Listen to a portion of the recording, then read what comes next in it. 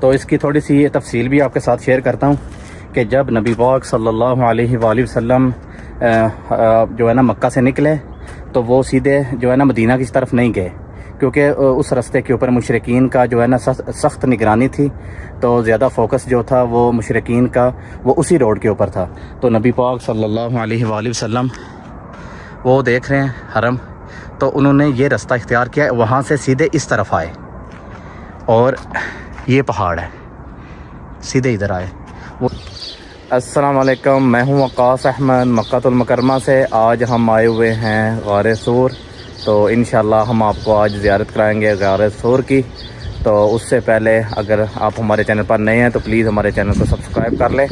تو آئیے چلتے ہیں، انشاءاللہ آپ کے ساتھ اس کی پوری تفصیل شیئر کریں گے، کتنا ٹائم لگتا ہے اور اس پہاڑ کی غار ثور کی تاریخ کیا ہے، اس کی انشاءاللہ آپ کے ساتھ تفصیل بھی شیئر کریں گے۔ تو وہاں پہ حدیث لگی ہوئی ہے، تو بتانا تھا کہ اس پہاڑ کے اوپر جانا سنت یا فرض کچھ بھی نہیں ہے، بس ہم بس جو ہے نا محبت کے لیے جاتے ہیں اوپر، کہ بس وہ جگہ دیکھنے کے لیے کہ ہمارے نبی پاک صلی اللہ علیہ وآلہ وسلم نے کس جگہ پہ قیام کیا تھا۔ اور یہ وہ پہاڑ ہم نیچے سے بھی جا رہے ہیں، وہ ہم نے ٹاپ کے اوپر جانا ہے، یہ وہ جگہ، یہ ہمارے دیکھیں ماشاءاللہ پاکستان سے۔ السلام علیکم۔ اگر آپ نے غار ثور کے اوپر آنا ہو تو کوشش کریں کہ صبح کے ٹائم پہ آئیں، فجر کی نماز ادا کریں اور سیدھے ادھر آ جائیں۔ اور آج ہم نے نماز پڑھی ہے فجر کی، فجر کے فوری بعد آ گئے ہیں۔ آج تاریخ بھی 4 جون 2023 ہے، تو آج ہم نے شروع کیا فجر کے بعد، نماز پڑھی ہے فجر کی اور فجر کے بعد فوری یہاں آ گئے ہیں۔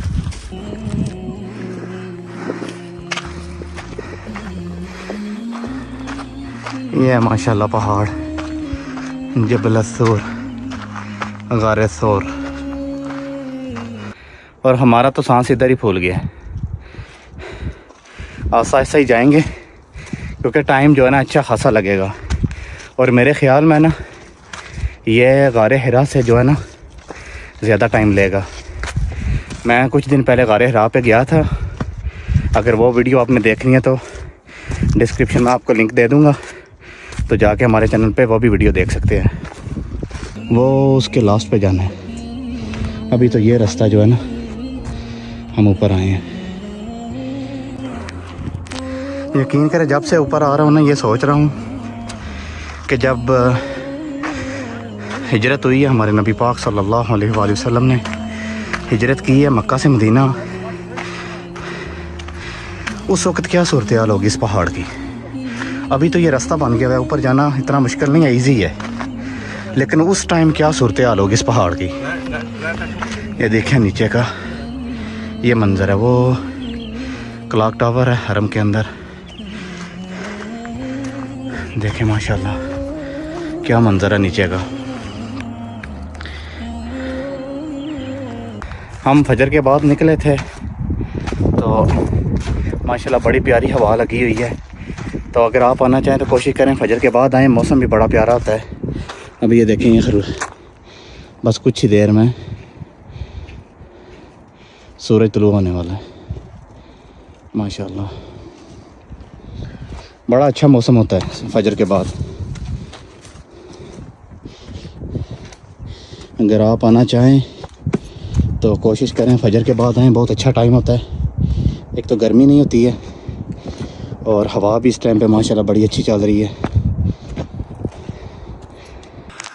اور یہ جناب ہمارے غازی صاحب حافظ عبد الرحمن صاحب، غازی صاحب جناب کی حال چال ہے؟ پتہ چل رہا ہے نا اوپر جانے۔ یہ جناب ہمارے حافظ صاحب ہیں، حافظ عبد الرحمن صاحب، یہ تقریباً ہماری ہر ویڈیو میں ہمارے ساتھ ہی ہوتے ہیں۔ تھکاوٹ تو ہوتی ہے لیکن الحمدللہ مزہ بڑا آتا ہے، یقین کریں۔ اور رات کو نیند بھی ایسے آتی ہے نا پوچھیں مت۔ اور یقین کریں جب بھی اوپر آئے نا تو ان کا ضرور خیال رکھیں۔ یہ دیکھیں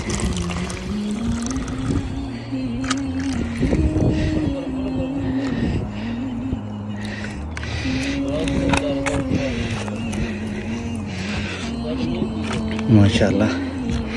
تو جب بھی اوپر آئیں نا تو کوشش کریں کہ پانی ساتھ ضرور لے کر آئیں.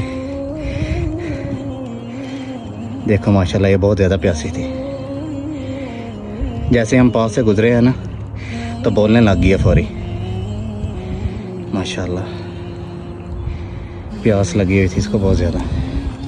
تو کوشش کریں جب بھی آئیں کوئی نہ کوئی ساتھ بوتل پانی کی لے آئیں ان کو. یہ ابھی گورنمنٹ جو ہے نا راستہ بنا رہی ہے تو وہ نیچے میوزیم بن رہا ہے اور غار سور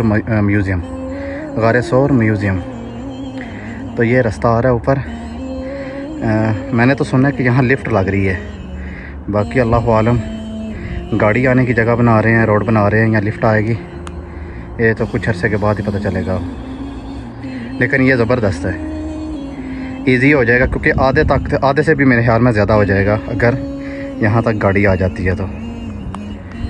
ماشاءاللہ سورج بھی نکل آیا ہے, یہ دیکھ سکتے ہیں. اور نا یقین کریں میں سوچتا ہوں کہ جس ٹائم پہ نبی پاک صلی اللہ علیہ وآلہ وسلم نے ہجرت کی ہے تو روایات میں آتا ہے کہ حضرت ابو بکر صدیق رضی اللہ تعالیٰ عنہ نے نبی کریم صلی اللہ علیہ وآلہ وسلم کو اپنے کندھوں پہ بٹھایا اور اس غار تک لے کر گئے. سبحان اللہ. میں, میرے ماں باپ, میری اولاد, میرا سب کچھ قربان نبی پاک صلی اللہ علیہ وآلہ وسلم پہ, اور لاکھوں کروڑوں سلام حضرت صدیق اکبر رضی اللہ تعالی عنہ پہ. کیا یہ اللہ پاک نے ہمارے نبی پاک صلی اللہ علیہ وآلہ وسلم کو ساتھی دیا تھا, ابی بکر صدیق رضی اللہ تعالی عنہ. ماشاءاللہ جہاں پہ جائیں آپ کو کبوتر ضرور ملیں گے, اور اس پہاڑ کے ساتھ تو ان کی تاریخ ہے کبوتر کی, وہ بھی آپ کے ساتھ شیئر کریں گے. تو راستے میں جا رہے تھے, یہ جناب کو بھی دیکھیں نا, میں نے تو زندگی میں سعودیہ میں پہلی بار دیکھا یہ, خاص کر مکہ میں. کون لے کے آیا پتہ نہیں ہے.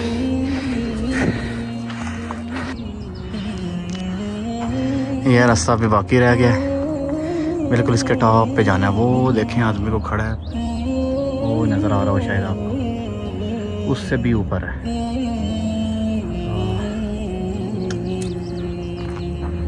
یہ دیکھ رہے ہیں نیچے مکہ شہر کا ویو.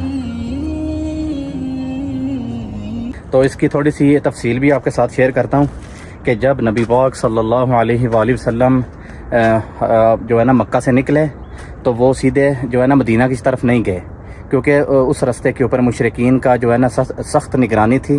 تو زیادہ فوکس جو تھا وہ مشرکین کا وہ اسی روڈ کے اوپر تھا. تو نبی پاک صلی اللہ علیہ وآلہ وسلم وہ دیکھ رہے ہیں حرم, تو انہوں نے یہ راستہ اختیار کیا, وہاں سے سیدھے اس طرف آئے اور یہ پہاڑ ہے, سیدھے ادھر آئے. وہ اس لیے کہ یہ جو غار سور ہے یہ یمن کی طرف ہے, یہ سائڈ یمن والی ہے. تو اگر نبی پاک صلی اللہ علیہ وآلہ وسلم نے مدینہ میں جانا تھا تو وہ راستہ اختیار کرتے. تو نبی پاک صلی اللہ علیہ وآلہ وسلم نے اسی لیے یہ راستہ اختیار کیا کہ جو ہے نا مشرکین جو ہے نا وہ ڈھونڈتے ہم کو تھک جائیں تو ہم ان کو نہ ملیں. تو اس کے بعد جو ہے یہاں سے ہم نکلیں گے اور مدینہ شریف جائیں گے. تو 3 دن جو ہے وہ غار سور میں نبی پاک صلی اللہ علیہ وآلہ وسلم نے صدیق اکبر رضی اللہ تعالیٰ عنہ کے ساتھ قیام کیا تھا. ہمیں چلے ہوئے تقریباً 1 گھنٹہ ہو گیا, پورا 1 گھنٹہ. کیونکہ فجر کی نماز پڑھی تھی, اس کے بعد ہم نے فوری شروع کیا تھا اوپر آنا. تو ابھی ہمیں تقریباً پورا 1 گھنٹہ ہو گیا چلتے ہوئے, لیکن سانس لیتے ہوئے آ رہے ہیں, بالکل آہستہ آہستہ ایزیلی جائیں گے اوپر. جلدی کریں گے تو پھر جلدی تھک جائیں گے. آپ بھی آئیں, کوشش کریں آرام سے آئیں. ماشاءاللہ بھائی صاحب کچھ فیل ہو رہا ہے, تھکاوٹ ہے؟ اچھا ماشاءاللہ جی ماشاءاللہ.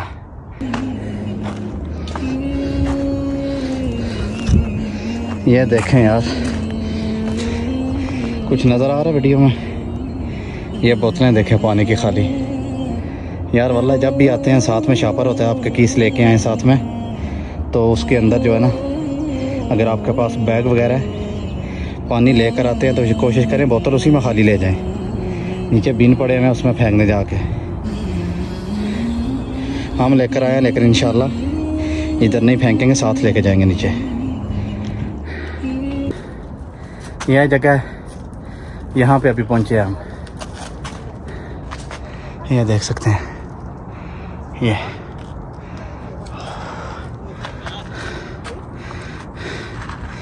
اور یہ راستہ طے کر کے آئے ہیں ہم. اللہ اکبر. ابھی تقریباً ہمیں پورا 1.5 گھنٹہ ہو گیا. ماشاءاللہ کتنا بڑا پتھر ہے.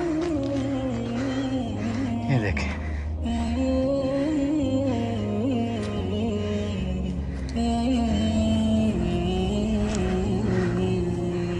یہ ہے جناب غار سور. الحمدللہ ہم پہنچے ہیں یہاں پر. یہ وہ جگہ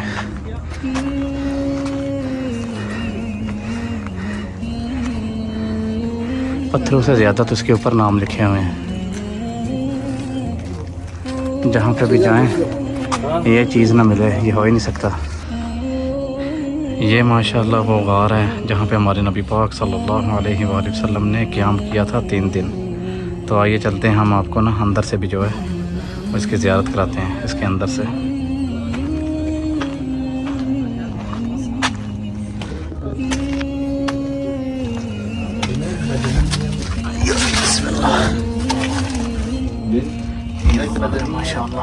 یہ غار کا اندر کا ویو ہے. یہ وہ غار ہے جہاں پہ نبی کریم صلی اللہ علیہ وآلہ وسلم نے صدیق اکبر رضی اللہ تعالی عنہ کے ساتھ 3 دن گزارے. اور مشرکین جو تھے وہ یہاں پہ ہی پہنچے تھے نبی پاک صلی اللہ علیہ وسلم کے قدموں کے نشانات کے اوپر. اور اسی جو ہے نا غار کے باہر کبوتری نے انڈے دیے اور مکڑی نے جالا لگایا تھا. تو اندر جب حضرت ابوبکر صدیق رضی اللہ تعالیٰ عنہ نبی پاک صلی اللہ علیہ وآلہ وسلم کے ساتھ بیٹھے ہوئے تھے. تو جب صبح کا ٹائم تھا مشرکین جب یہاں پہنچے تو اندر سے جو مشرکین کے جو ہے نا وہ پاؤں نظر آ رہے تھے اندر سے, کیونکہ اس غار کے اندر جب بیٹھیں تو باہر جو آدمی کھڑا ہوتا ہے اس کے پاؤں نظر آتے ہیں. تو حضرت ابوبکر صدیق رضی اللہ تعالیٰ عنہ کو خوف ہوا کہ اگر انہوں نے اپنی پاؤں کی طرف بھی دیکھا نا تو یہ ہمیں دیکھ لیں گے, ہم پکڑے جائیں گے. تو حضرت ابوبکر صدیق رضی اللہ تعالیٰ عنہ کو نبی پاک صلی اللہ علیہ وسلم کی بہت ہی زیادہ فکر ہو رہی تھی کہ ہم پکڑے نہ جائیں. تو اسی کشمکش کے اندر جو ہے وہ اللہ پاک نے قرآن کی آیات نازل کر دیں. جبرائیل امین جو تھے وہ قرآن کی آیات وہی لے کر آ گئے اور اس جگہ پہ یہ قرآن کی آیات نازل ہوئیں.